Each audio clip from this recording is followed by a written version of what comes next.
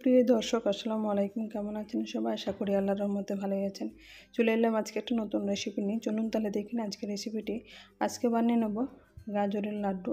এটা খুব সহজেই তৈরি হয়ে যায় অল্প উপকরণে। এর জন্য প্রথমে আমি এরকম হাফ কিলো গাজর নিয়েছি। এটা পরিষ্কার করে ধুয়ে একটা পিলারের সাহায্যে এরকমভাবে কেটে নিতে পারেন। আমি গ্রেটারের সাহায্যে কেটে নিয়েছি। এরকম গ্রেটারে এটা যদি তৈরি করা যায় লাড্ডুগুলো তাহলে খুব ভালো শেপ হয়। আমি এরকম গ্রেটারের সাহায্যে এটাকে গ্রেট করে নিলাম। এখন এইদিকে ওভেনে এটা পরিষ্কার করে কেটে নিয়ে কিন্তু গ্রেট করে নিতে হবে যাতে কোনো জল না থাকে। এইদিকে ওভেনে একটা আমি কড়াই বসিয়ে দিয়েছি, ননস্টিক কড়াই। এখানে আমি দিয়ে দেবো সাদা তেল। আমি ঘি ছাড়াই কিন্তু লাড্ডুটা তৈরি করে নেব।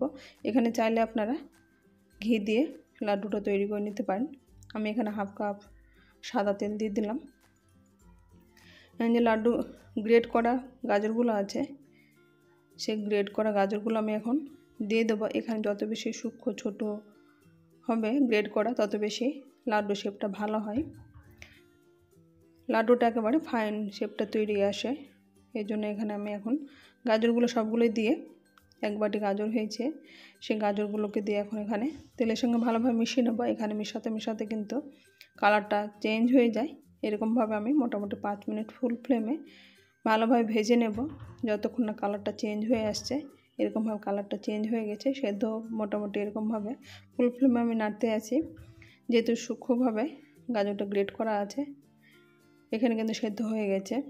এখন এখানে আমি 3টে এলাচ থেতো করে দিয়ে দিলাম। আর এখানে 1 কাপ দুধ, এটা ঘন করে রেখেছি। লিকুইড দুধ বলতে এটা কিন্তু একেবারে ঘন আছে, ছানিগুলো দেখে বুঝতে পারছেন। সর কিন্তু অনেকটা এখানে মোটা হয়ে পড়ে গেছিলো ঘন করে এখানে হাফ লিটার দুধ নিয়ে আমি ঘন করে নিয়েছি, 1 কাপ করেছি। এখন এরকম দুধ দিয়ে এটাকে ফুল ফ্লেমে আমি আরও 10 মিনিট মতো এরকমভাবে নাড়তে থাকবো। এখন কিন্তু কালারটা আলাদা রকমের চেঞ্জ হয়ে গেল। এটা আবার নাড়তে আগের মতো কালার আবার চলে আসবে। এরকমভাবে ফুল ফ্লেমে আমি আরও 10 থেকে 15 মিনিট এটাকে নাড়তে থাকবো। এখন মিডিয়াম ফ্লেম করে দিয়ে আমি কিছুক্ষণ এটাকে ঢাকা দিয়ে রেখে দেবো যাতে আরও ভালোভাবে এটা সেদ্ধ হতে পারে।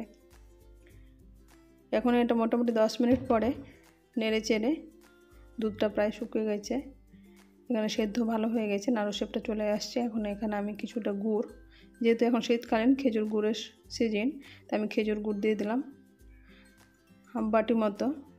আর চিনি 1 কাপ। এখানে চিনির পরিমাণটা একটু বেশি লাগবে, তাহলে লাড্ডু শেপটা এখানে ভালো হয়। এখন আমি এখানে যদি মনে করেন আমি চিনির পরিমাণটা কম দেবেন তাহলে আর একটু কমিয়ে দিতে পারেন। আমি একটু বেশি চিনির পরিমাণটা দিয়েছি এখানে লাড্ডুর ক্ষেত্রে। এখন এরকমভাবে দেখতে পাচ্ছেন এটা মোটামুটি 15 মিনিট পরে কিন্তু এরকম প্যান থেকে উঠে আসছে। নাড়ুগুলো কিন্তু এক জায়গায় কিন্তু এরকম জমাট হয়ে যাচ্ছে, হাতের মধ্যে এরকমভাবে লেগে আছে, খুন্তির মধ্যে দেখে বুঝতে পারছেন। চারি সাইড থেকে কিন্তু ছেড়ে যাচ্ছে লাড্ডুটা। এখন এরকমভাবে আমি এটা নেড়েচেড়ে ওভেন বন্ধ করে দেব। এখন এটাকে ঠান্ডা করে নেব। পুরোপুরি ঠান্ডা হয়ে গেলে কিন্তু কালারটা বেশ সুন্দর চলে এসছে, দেখতে মাশাআল্লাহ অনেক সুন্দর হয়েছে।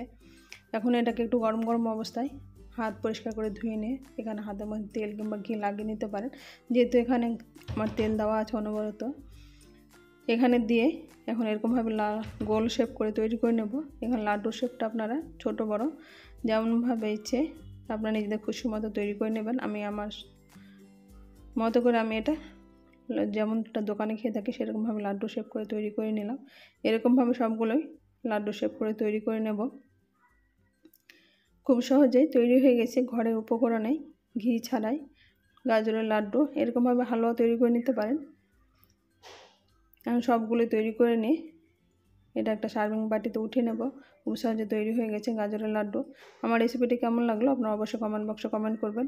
আমার চ্যানেল নতুন বন্ধু হয়ে থাকেন তাহলে সাবস্ক্রাইব করে পাশে থাকা অনুরোধ রইল, পাশে থাকা বেল আইকনটা প্রেস করে দেবেন, তাহলে যখন কোনো ভিডিও আপলোড দেবো সর্বপ্রথম নোটিফিকেশানে পেয়ে যাবেন। আজ তাহলে এই পর্যন্ত, ফিরে আসছে নতুন কোনো রেসিপি নিয়ে। ভালো থাকবেন, সুস্থ থাকবেন। আসসালামু আলাইকুম, আল্লাহ হাফেজ।